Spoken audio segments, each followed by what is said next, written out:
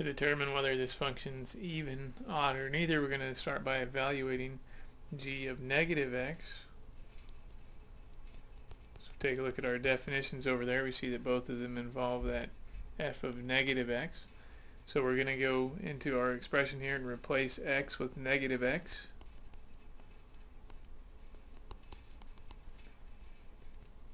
And let's see if we can go ahead and simplify that. So if we cube negative x, that's negative x times negative x times negative x. So that negative times a negative times a negative part, that's going to come out to be a negative x times x times x, which would just be x cubed. So we end up with a negative 7x cubed. And then minus negative x is the same as plus x.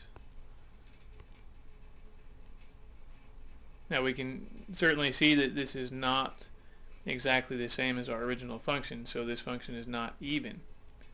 Okay, to check to see whether it's odd, we're looking to see if this is the opposite of our original function.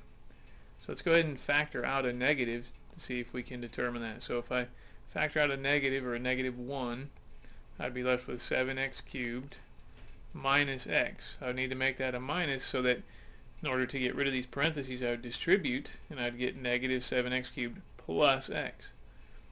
Okay, so doing that allows us to see here that this is in fact our original function. So this entire expression is the negative, or the opposite, of g of x. And that means that this function by definition is odd. It's kind of a shortcut here because this is a polynomial.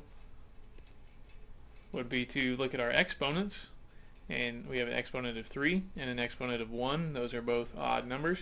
This is an odd function.